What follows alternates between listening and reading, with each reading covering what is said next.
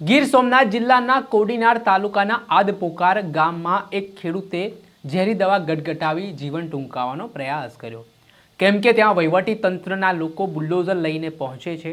જમીન માપણીના નામે રસ્તો ખુલ્લો કરવા માટે આ ખેડૂતની જમીન પર ડિમોલેશનની કામગીરી હાથ ધરવામાં આવે છે, જેના કારણે આ વહીવટી તંત્રની કામગીરીથી નારાજ થઈને ખેડૂત દ્વારા આ પગલું ભરવામાં આવ્યું ને આ ઘટના બાદ તેઓ સારવાર હેઠળ હોસ્પિટલમાં છે। ત્યારે આ મામલે જે ખેડૂતના ભાઈ છે તેઓ શું કહી રહ્યા છે, વિગતે વાત કરીએ। વૈષ્ણવજન તો તેને કહીએ જે પીડ પરાઈ જાનાને રે। નમસ્કાર દર્શક મિત્રો, નવજીવન ન્યૂઝમાં આપનું સ્વાગત છે। હું છું ફૈઝાન। જગતનો તાત એટલે કે ખેડૂત જે ખૂબ સંઘર્ષ કરી રહ્યો છે ને જે રીતે ખેડૂતો સાથે અવારનવાર છેતરપિંડી શોષણની ઘટનાઓ સામે આવતી હોય છે, જગતના તાતને જે હેરાન પરેશાન કરવામાં આવતો હોય છે ને ભૂતકાળમાં પણ ઘણા બધા ખેડૂતોએ આ રીતે દેવામાં આવીને કે અલગ અલગ રીતે જીવન ટૂંકાવવાની ઘટનાને અંજામ આપ્યો છે। ત્યારે ગીર સોમનાથ જિલ્લાના કોડીનાર તાલુકાના આદપોકાર ગામની વાત કરવી છે કે જ્યાં એક ખેડૂતની જે જમીન હતી તે જમીન પર તંત્ર ડિમોલેશન કરવા માટે બુલડોઝર લઈને પહોંચે છે। આના કારણે ખેડૂત દ્વારા ભારે વિરોધ કરવામાં આવ્યો ને પોલીસ બંદોબસ્ત વચ્ચે આ વહીવટી તંત્રના અધિકારી, પ્રાંત અધિકારી તે તમામ દ્વારા જે ડિમોલેશન કરવામાં આવતા ખેડૂત દ્વારા અંતે ઝેરી દવા ગટગટાવી જીવન ટૂંકાવવાનો પ્રયાસ કરવામાં આવ્યો। આના જ કારણે દોડધામ મચી હતી। આ ઘટનામાં કહેવાય રહ્યું છે કે જમીન માપણી માટેની વાત હતી ને આ જે જમીન આવેલી છે ત્યાં તંત્રનું કહેવું છે કે રસ્તો ખુલ્લો કરવો છે ને આ રસ્તો ખુલ્લો કરવા માટે તેમણે આ ડિમોલેશનની કામગીરી હાથ ધરી છે। ત્યારે જે ખેડૂતે આ પગલું ભર્યું તેમને તાત્કાલિક સારવાર માટે કોડીનારની સરકારી હોસ્પિટલ ખસેડવામાં આવ્યા હતા ને આ બાબતને લઈને જે ખેડૂત છે તેમના ભાઈ દેવદાસ ચાવડાનું પણ નિવેદન સામે આવ્યું છે। તેઓ કઈ રીતની આખી ઘટના જણાવી રહ્યા છે, શું શરૂઆતથી આખો બનાવ બન્યો હતો તે સાંભળો। મારા નાના ભાઈએ દવા પીધી, લોકો ડિમોલેશન કરવા માટે આવ્યા હતા।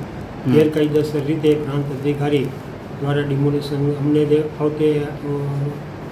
આવતી ગઈકાલે એમણે નોટિસ આપી મામલતદાર સાહેબે કે ભાઈ જમીન માપણીની છે અને એમાં 30 થી 40 ખાતેદારો છે, એમાં સયાજી રાજપરા અને આદપોકાર આ બે ગામની વચ્ચેનો સીમાડો છે।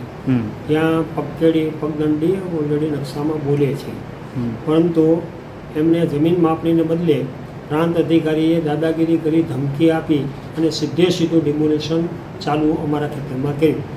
આ ડિમોલેશન કરવાની પાછળનું કારણ આપણે બતાવું કે આ જમીન અમારી 62 નંબરની જમીન લક્ષ્મણ કાળાએ 1960માં મારા ફાધર જે છે એમણે 1960માં પરચેઝ કરેલી હતી। એ જમીન પછી 1970માં એમણે નાના ભાઈ રામભાઈ કાળાભાઈ ચાવડાને નામે ટ્રાન્સફર કરી અને આજે એમાંથી પછી એક જમીનનો ટુકડો રાયસિંહભાઈ લક્ષ્મણભાઈ ચાવડાને નામે પણ છે।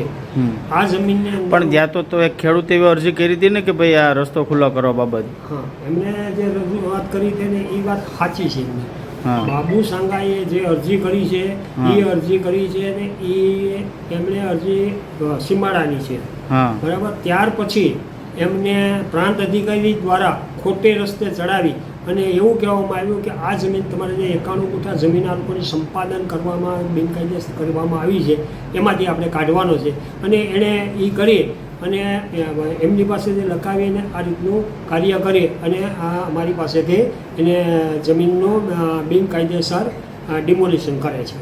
કેટલા ખેડૂતોને જમીન કપાતમાં જાય છે? 7 જે ખેડૂતોની જમીન કપાત થાય છે અને કપાત એટલે એની અંદર પાળા તૂટી જાય તો જમીનનો આખી જમીન વિહોણા ખેડૂતો થઈ જાય એવી પોઝિશન છે।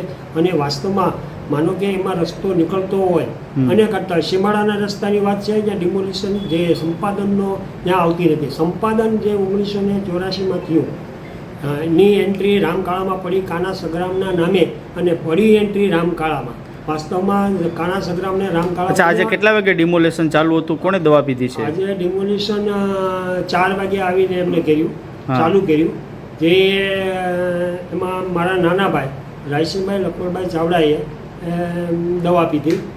એની આજુબાજુ ઘણા લોકો હતા, પછી દવાનું બોટલને જે પીવું પડે એમાં થોડી ઘણી પીવાઈ ગઈ અને છતાં પણ એણે ડિમોલિશન ચાલુ રાખ્યું અચ્છા અત્યારે ક્યાં દાખલ થયા છો અત્યારે રાનાવાળા હોસ્પિટલમાં દાખલ શું માગણી છે તમારી અમારી માગણી એ છે કે જે પ્રાંત અધિકારી દ્વારા જોર હુકમીથી અને ખોટી ડિમોલિશન અમારા સર્વે નંબરમાં કરે છે એ સરકારશ્રી દ્વારા અટકાવવામાં આવે અને જે ડિમોલિશન થયું છે એ એમના ખર્ચે ફરીવાર અમારા પાળા અને જે કંઈ તોડ્યા છે એ પૂર્ણ કરવામાં આવે કારણ કે અમારા જમીન ઓલરેડી ઘટે છે અને એને બદલે એણે અમારી જમીનની અંદર ડિમોલિશન કરે છે. આપણે સાંભળ્યા હતા જે જીવન ટૂંકાવવાનો પ્રયાસ કરનાર ખેડૂત તેમના ભાઈ તેમણે આ સમગ્ર ઘટનાને લઈને વાત કરી છે ને તેમના ખેતરમાં જમીન માપણીના નામે જે જમીન કાપવામાં આવતી હતી તેના વિરોધમાં ખેડૂત દ્વારા આ પગલું ભરવામાં આવ્યું છે ને હવે આ ખેડૂત પરિવાર ન્યાયની માંગ કરી રહ્યો છે ને જે આખો ઘટનાક્રમ સામે આવ્યો છે તેના કારણે આદપોકાર ગામમાં ખળભળાટ મચ્યો છે. દર્શક મિત્રો આવા જ નવા વિડીયો સાથે આપને માહિતગાર કરતા રહીશું એટલે નવજીવન ન્યૂઝ જોતા રહો.